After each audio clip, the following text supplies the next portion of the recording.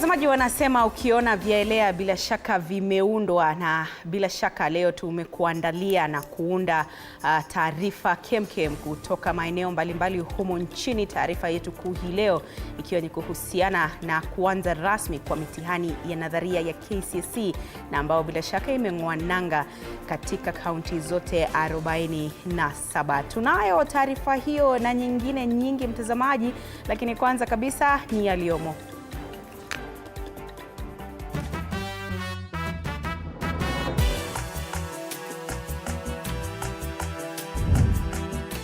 Mshukiwa mkuu katika mauaji ya mama, binti yake na mpwa wake kusalia korokoroni kwa siku 21, DCI ikiendelea na uchunguzi zaidi.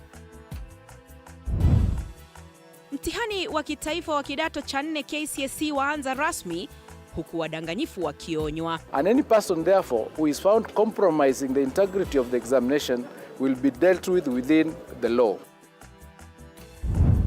Na Kalonzo Musyoka, Ferdinand Waitito na Eugene Wamalwa kuunda mrengo mpya wa kisiasa. Tuko kwa hiyo coalition led by Mheshimiwa Kalonzo Musyoka, ndiye atakuwa president wetu come 2027. Imegonga saa moja kamili juu ya alama. Kenya, Uganda na Tanzania. Karibu kwenye taarifa zetu mtazamaji, na asante sana kwa kutuchagua, lakini kubwa zaidi kwa kututeua kama kitovu cha habari za kweli na za kuaminika. Mienyo wako Andrin Kilemi, mwenzangu kwenye lugha ya ishara ni Catherine Simaloi. Hashim Dagane Mohamed, mshukiwa mkuu katika mauaji ya mama, binti yake na mpwa wake wa miaka 12, atasalia korokoroni kwa siku 21 zijazo baada ya mahakama ya Makadara kuridhia ombi la idara ya upelelezi wa jinai. DCI ilieleza mahakama kwamba mshukiwa anaweza kutoroka kwani utaifa wake unatiliwa shaka, huku majasusi wakiendesha uchunguzi usiku na mchana ili kukusanya ushahidi zaidi kuhusu mauaji ya kikatili ya wanawake hao watatu. Mwege William alikuwa mahakamani na ameandaa taarifa ifuatayo. Akionekana mtu asiyesuasua na pingu mikononi, Hashim Dagane Mohamed, mshukiwa mkuu katika mauaji ya wanafamilia mama Nusaiba Abdi, bintiye Waris Dahabo Daud na mpwa wa miaka 12 Amina Abdirashid, alifikishwa mahakamani. Hashim akifuatilia kwa makini upande wa mashtaka uliwasilisha ombi mahakamani.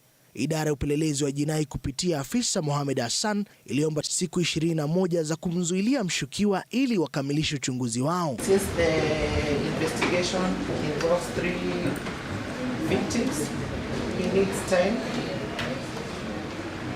to document and gather evidence sufficient to prove the case. Hakimu wa mahakama za Makadara akikubali ombi la DCI, Hashim atazuiliwa katika kituo cha polisi cha Ruaraka. DCI ilieleza mahakama kuwa mshukiwa ndiye mmiliki wa gari la Nissan Note lililonaswa kwenye kamera za CCTV likiwachukua marehemu kutoka nyumba yao Eastleigh mnamo Oktoba 21, saa chache kabla ya miili yao kugunduliwa maeneo tofauti, na kuwa anaweza kutoroka kwani uraia wake ni wa kutiliwa shaka. Katika majengo ya mahakama ya Makadara, jamaa na familia wa marehemu ikiwa ni pamoja na mume wa Nusaiba Abdi na baba wa Waris Dahabo Daud walifuatilia kwa makini kesi hiyo Jumatatu, macho yao yakiganda kwa mtu anayeaminika kuwasababishia uchungu. And this has been a very hard time, and may Allah subhanahu wa ta'ala give us a sabr for all my family, and I'm getting emotional at this time. Katika tukio tofauti, polisi Kahawa West, kaunti ya Kiambu, wameanzisha msako wa George Mutegi anayeaminika kumuua Lilian Acheng Aluko ambaye alipatikana ameaga dunia ndani ya nyumba ya Mutegi mnamo tarehe 1 Novemba. Acheng alikuwa mtangazaji katika kituo cha radio. Rais William Ruto Jumapili aliahidi kwamba serikali itafanya kila iwezalo kupambana na visa vya mauaji ya wanawake nchini. Na safari ya haki imeng'oa nanga, maafisa wa DCI wakiwasaka washukiwa zaidi katika mauaji haya. Mwege William, runinga ya TV47 katika mahakama ya Makadara, Nairobi. Na huenda meli ya siasa za upinzani nchini ikachukua mkondo mpya baada ya viongozi wa upinzani wa vyama vya Wiper, DAP na Jubilee kukiri kuwepo kwa mpango wa kuanzisha muungano mpya wa kisiasa utakaowaelekeza kwenye uchaguzi mkuu ujao. Mwanahabari wetu Isaac Famba na taarifa hiyo kikamilifu. Mawimbi ya kisiasa nchini yameonekana kuanza kuchukua mkondo wake. Hii ni baada ya mrengo wa upinzani kuonekana kujipanga ili kutoa mwelekeo kwa wafuasi wake. Viongozi wa kisiasa akiwemo kinara wa chama cha Wiper Kalonzo Musyoka amesema tayari wapo kwenye mpango huo unaonuia kubadili mwelekeo wa kisiasa nchini. So we are very focused, na kama hiyo unahodha huo utakabidhiwa sisi, I can assure you hatutaangusha hicho kijikiti. Ushindi ni wazi. Tayari baadhi ya viongozi katika eneo la kati nchini wamependekeza kinara huyo wa Wiper kuwa nahodha kwenye meli hiyo ya kisiasa, huku wakiahidi kumunga mkono kikamilifu kwenye azma yake. Tunataka kuambia watu wetu wa hapa Kitale ya kwamba tuko kwa hiyo coalition led by Mheshimiwa Kalonzo Musyoka, ndiye atakuwa president wetu come 2027. Watu wote wa mlima na watu wote wa Gema, sisi yote tumekubaliana. Chama cha DAP Kenya kupitia kinara wake Eugene Wamalwa kimewataka wafuasi wao kuwa na subira hadi mwaka ujao katika ufanikishaji wa mpango huo. Time will tell. All we can tell Kenyans is that watch this space. We are just a few days to the new year, and there are new things that are coming. And I believe there will be a new coalition. I believe there will be a new government. And I believe that this is the team ambayo itaokoa Kenya. Isaac Famba, TV47, nikiwa kaunti ya Trans Nzoia. Mtazamaji, mahakama kuu ya Eldoret hii leo imesikiza mapendekezo kutoka kwa familia katika kesi ya mauaji ya mwanariadha Benjamin Kiplagat yaliyofanyika Desemba mwaka jana. Benjamin Kiplagat aliyekuwa na umaarufu kwa kukimbia mbio za kuruka viunzi na maji za mita 2000 aliuawa kinyama mwaka jana akiwa mjini Eldoret, eneo la Kimumu, alipokuwa akitoka kujiburudisha. Jaji wa mahakama kuu ya Eldoret Ruben Nyakundi aliahirisha vikao hadi saa 3 asubuhi atakaposoma hukumu kwa washukiwa wawili wanaokabiliwa na kesi ya mauaji ya mwanariadha huyo.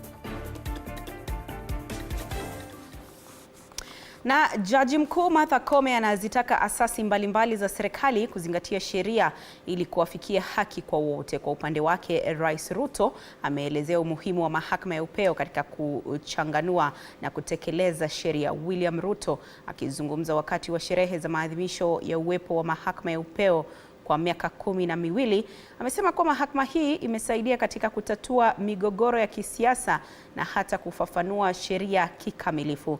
Semi za Rais Ruto ziliungwa mkono na Naibu Rais Kithure Kindiki na mkuu wa mawaziri Musalia Mudavadi. Justice Philomena Mbete Mwilu, Deputy Chief. Over the past 12 years, the Supreme Court has played a transformative role in shaping both Kenya's jurisprudence and shaping our country's socio-political development. This court's landmark judgments have influenced the daily lives of Kenyans while reinforcing the core principles of our democracy. The Supreme Court, therefore, serves a powerful symbolic role as the highest representation of the values and institutions of justice in our land and the fulfillment of people's determined quest for a judiciary grounded in inclusivity. in the short time the Supreme Court of Kenya has existed, the jurisprudence has been quite groundbreaking. And on that front, I think it will be unfair for any assessor to actually fault the performance of the Supreme Court. I appeal to all of us in public service to be beacons of honesty and transparency that our citizens look up to and expect. The Supreme Court is the keeper of the promise of democracy and justice. Mtazamaji, mtihani wa kitaifa wa kidato cha 4 KCSE unapoendelea kwa watahiniwa zaidi ya 1990, mtahiniwa mmoja wa kidato cha 4 mwaka huu ameaga dunia katika kaunti ya Meru, huku wengine 4 kutoka kaunti za Kakamega na Kericho wakiufanya mtihani huo wakiwa hospitalini. Hata hivyo, Wizara ya Elimu imewahakikishia wazazi na wadau wengine wa elimu kuwa mikakati ipo shwari kuhakikisha usalama wa mtihani huo. Siku ya kwanza ya mtihani wa nadharia wa KCSE umeshuhudia matukio ya kutisha baada ya mtahiniwa mmoja kati ya 1965 501 wanaofanya mtihani huo mwaka huu kuaga dunia. Tunasikitika kwamba hadi kufikia saa 6 za usiku leo tumempoteza mwanafunzi mmoja ambaye anatoka katika maeneo ya Tigania West, na hali kadhalika hadi kufikia masaa hayo nimesema tulikuwa na mabenati wawili ambao walikuwa wamebarikiwa wakajifungua katika hospitali yetu ya Meru. Katika kaunti ya Kakamega, wanafunzi 3 wa kike wenye ujauzito wanaofanyia mtihani wao wa kidato cha 4 katika hospitali ya rufaa ya Kakamega. Watatu hao ni miongoni mwa wanafunzi 49,922 wanaokalia mtihani huo katika kaunti ya Kakamega. All these students are our focus, and we have ensured we have embraced a multi-agency approach strategy to ensure that the security, the center managers, the principals, and even our Ngao fraternity, we shall move and ensure that there is integrity in exams, because we shall even distribute the exams and follow up. Hali sawia inashuhudiwa katika kaunti ya Kericho na Bungoma, ambapo wanafunzi wamelazimika kuufanyia mtihani wa KCSE kutoka kwenye vitanda vya hospitalini. Aidha, hali ya utulivu imeshuhudiwa katika kaunti ya Pokot Magharibi, ambayo imeandikisha ongezeko la watahiniwa wa kidato cha 4 kwa 18.4. Tuko macho katika idara ya security kuhakikisha ya kwamba mitihani haya yanaendelea vizuri bila dosari yoyote. Wakati huo huo, serikali imetenga chopa 6 kusaidia katika usafirishaji wa mitihani katika maeneo ya mbali na ya mipakani endapo haja itatokea. Na tukizidi kukutaarifu ni kuwa vijana wametakiwa kuzamia ajira za mtandaoni kama suluhu ya upungufu wa ajira miongoni mwao nchini. Kutokana na ukosefu huu wa ajira, vijana wengi wameonekana kujihusisha na maovu, ila sasa wadau wanahimiza kuwa wamegeukia matumizi ya teknolojia kama suluhu. Mwandishi wetu wa Marsabit Michael Kwena na maelezo zaidi. Idadi kubwa vijana kutoka kaunti kame hapa nchini imekuwa ikilalamikia ukosefu wa ajira kwa muda mrefu, ila sasa kupitia mafunzo ya kidijitali vijana hao wametakiwa kugeukia teknolojia na kujiajiri wenyewe. Wakizungumza eneo la Turbi baada ya kupokea mafunzo ya kidijitali, vijana wametaja hatua hiyo kama itakayowezesha vijana wengi kutoka jamii za wafugaji kujiajiri badala ya kuendelea kuhangaika wakitafuta ajira katika afisi na taasisi za serikali. Majority of the youths are jobless, but now through this, like for example, today we are taught how to create a logo, which is atuko tunajua mbeleni, but we have came to learn it. So you can, a youth or a person can create self-employment through creating a logo. There is much need for this program to be initiated in high schools. It will help learners, because where the world is heading right now is the world is digital. So we don't want our people to be left behind. We will like it to be initiated in schools so that learners will keep up with other learners in the country. Mwalimu masuala ya teknolojia kutoka Ajira Digital Martin Kathurima akiipa changamoto serikali kuwekeza kikamilifu katika masuala ya teknolojia kutokana na hitaji lake. Mafunzo hayo yanalenga kuandaa vijana katika ajira wakati ulimwengu unaendelea kugeukia teknolojia. Almost kila kitu imesha evolve. So could urge the government support sana hawa watoto wadogo pia wafunzo coding and more digital skills. Due to the rising cases, the rising rate of high employment, we have seen a lot of young people move away from the traditional white-collar jobs to other avenues of making money.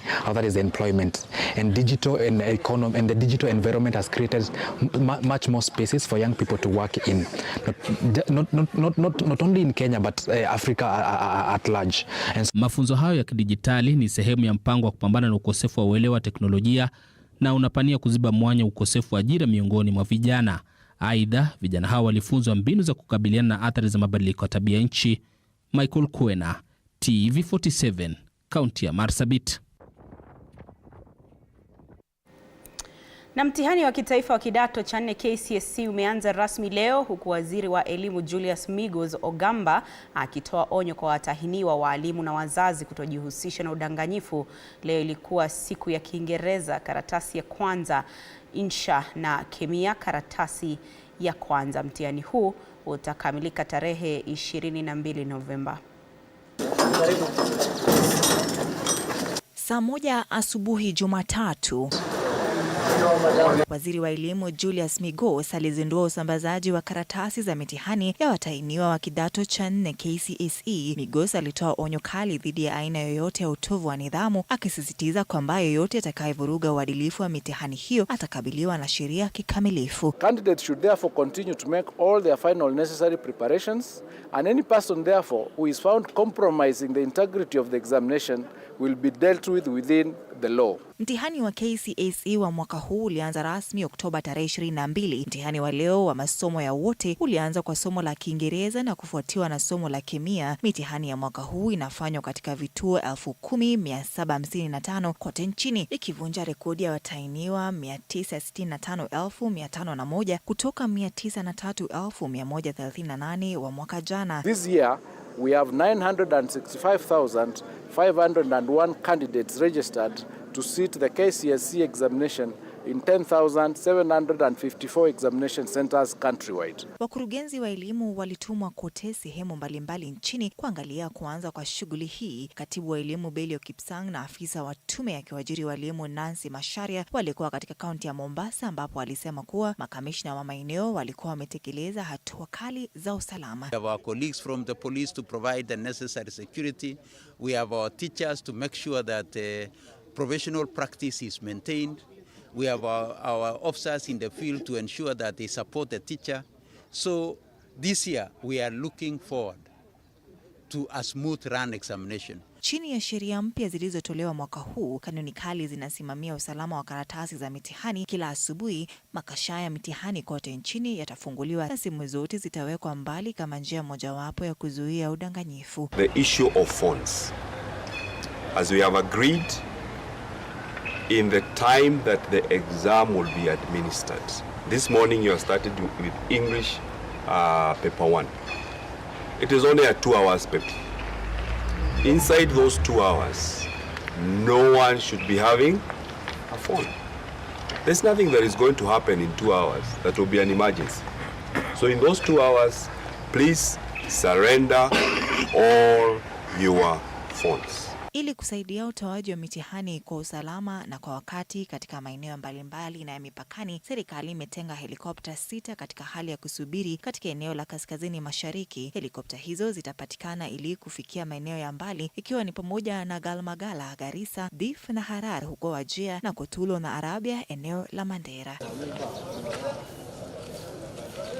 Mabadiliko makubwa katika ratiba ya KCSE mwaka huu ni muda wa mapumziko yaliyoongezwa. Badala ya muda wa kawaida wa dakika 30, wanafunzi sasa watakuwa na mapumziko ya saa 2.5 kati ya mitihani ya asubuhi na alasiri. Kama sehemu ya uimarishaji wa usalama, Wizara ya Mambo ya Ndani imetuma wafanyikazi wa ziada kwenye vituo vya mitihani ili kuhakikisha kuwa kipindi hiki cha mtihani kiko sawa. Kule katika Tana River na kwingine kote ambao kulikuwa na shida yoyote ya security, ministry ilipanga kuondoa wale wanafanya examinations, wale learners wakapelekwa kwa centers za security agents like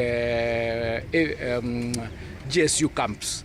Tukaweka pale center ya kufanya examination. So arrangements have been done to ensure that those students are doing the examinations. Watainiwa kote nchini wanapofanya mitihani yao, mwelekeo wa wizara unasalia katika kudumisha usawa, uadilifu na usalama, kuhakikisha kuwa kipindi cha mtihani wa KCSE kinakwenda vizuri na kudumisha hadhi ya mitihani ya baadaye. Ann Odida, TV47. Asante sana Ann Odida. Mtazamaji, baada ya kuhairisha uchaguzi wake wa mashinani kutokana na mvua kubwa ilionyesha kote nchini mwezi Aprili mwaka huu, chama cha ODM hatimaye kimetangaza uchaguzi wake unaotarajiwa kufanyika Novemba 27. Kwa mujibu wa ujumbe uliotumwa kwa wanachama wa chama hicho na kamati ya kitaifa ya kuratibu uchaguzi, uchaguzi huo sasa utafanyika katika vituo vya kupigia kura kaunti zote 47. Kamati hiyo imesema kutakuwa na uchaguzi wa viongozi 30 wa chama, 10 kila mmoja kutoka kamati 3 katika kila kituo cha kupigia kura, zikiwemo uchaguzi kuu, ligi ya wanawake na uongozi wa vijana. Chaguzi kuu zitajumuisha nafasi za mwenyekiti, naibu mwenyekiti, katibu mratibu, mweka hazina, kiongozi wa wanawake, kiongozi wa vijana na wajumbe 3 wa kamati.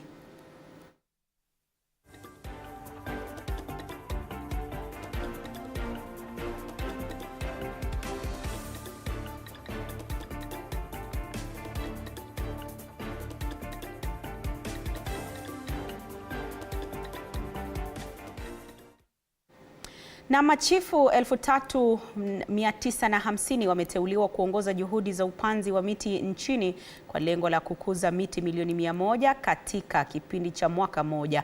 Akizungumza katika eneo la Ondiri, kaunti ya Kiambu, katibu wa Wizara ya Masuala ya Usalama Raymond Omolo ameangazia hali mbaya ya mabadiliko ya hali ya hewa, ikiwa ni pamoja na ukame na mafuriko ya mara kwa mara ambayo yamesababisha vifo na uharibifu wa mali nchini. Omolo amebainisha kuwa machifu ambao wameteuliwa watasaidia serikali kupambana na mabadiliko ya tabia nchi kwa kupanda miti 250 kila Ijumaa ya kwanza kila mwezi. Empowering our 3,950 chiefs across Kenya to mobilize their communities, to identify suitable planting sites, and to lead in planting at least 250 trees per month in their respective areas.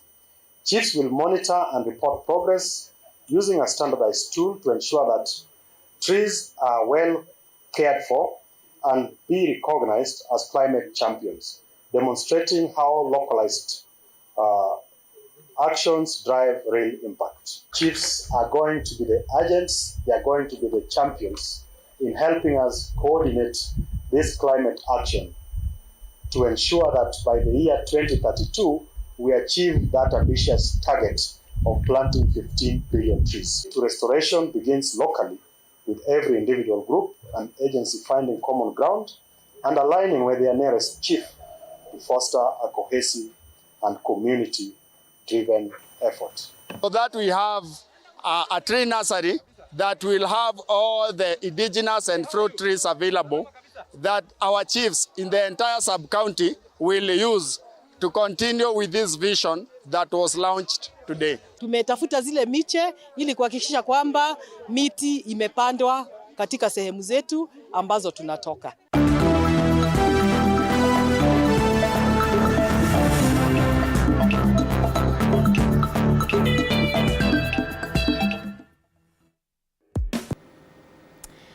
Na michezoni ni kuwa timu ya taifa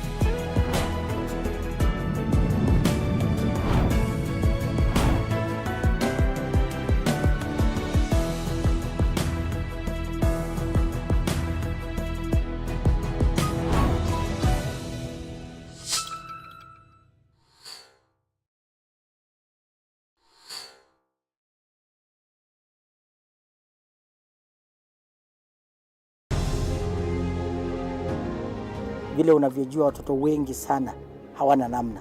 Mimi ningependelea watoto wasome. I'm here to stress on education. At the same time, let us actually to any kind of sport that we are doing. Sport speaks the best language to everybody. Tunataka tutafute talents, zile raw talents kutoka kule nyumbani mashinani mahali tuko leo. Hizi mbio za Chepsaita, like all other sports, zinaleta watu pamoja. We want to use this event to uplift the lives of the community. Anafurahia hii mchezo sana. Hata sikaange na ambianga watu tuende Chepsaita. Wanafunzi wakimbie ili wakuze talanta ya mbio ama kuhimiza tena elimu. This is the place to be. Hapa ndipo mahali wanastahili kuwa tarehe 7. Wale watoto walikimbia last year, wamekimbia mpaka wamefuka mipaka zetu za Kenya.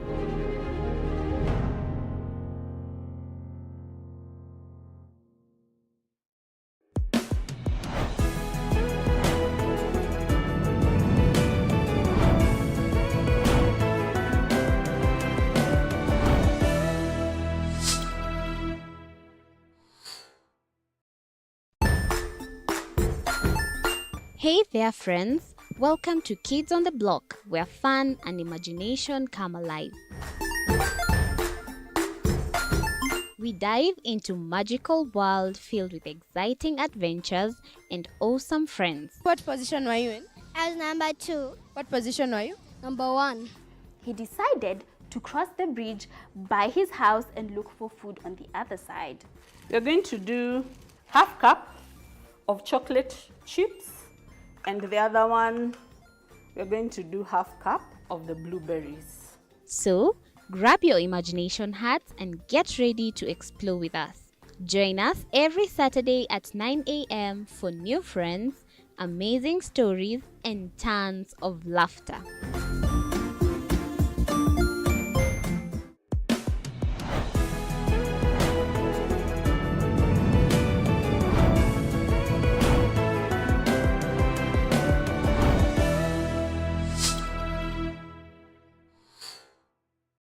Join us as we explore the journeys of those who defy the odds and break barriers.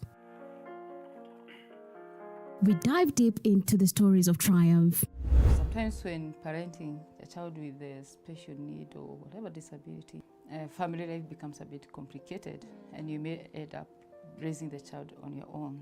Here, we inspire. I have a farm which one we showcase with other dyslexic youths and autism, how to farm. Motivate. It's never easy, but what we do, the best thing is to work with another parent who has an elder child than yours. And break through the barriers one story at a time. Push your boundaries beyond the limit. Saturdays at 8 p.m.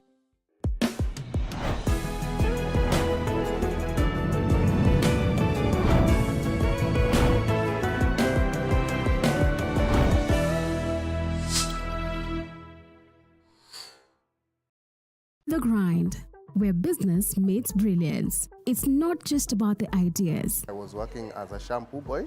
I used to wash clients' hair on the sink. It's about making them happen. From big wins. In primary school, when we would be asked what people want to be, I was categorical that I want to be a nurse. To hard lessons. The consoles change, the gaming equipment keep changing. We cover it all. Tune in to The Grind, where every episode is packed with insights. The person who is serving customers, always be a customer-centric. Strategies.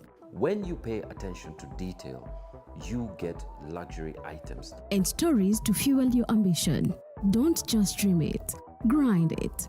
Mondays at 7:30 p.m.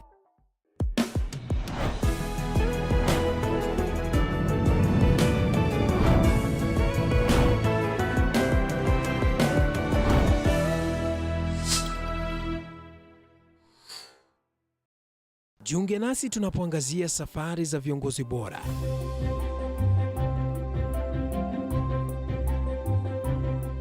Kutoka kwa ushindi mkubwa hadi masomo magumu. Wakati wetu kwamba wasichana si wa kusoma, ni wa kuolewa, ng'ombe ipatikane, wazazi wakuwa watajiri. Tunashughulikia yote. I wish I were a better investor. My parents taught me how to look for things for myself. Tazama Mfahamu Kiongozi, ambapo kila kipindi kimejaa maarifa, mikakati na hadithi za kukuza azma yako. For me to succeed, I have to fight. Kila Alhamisi saa 1:30.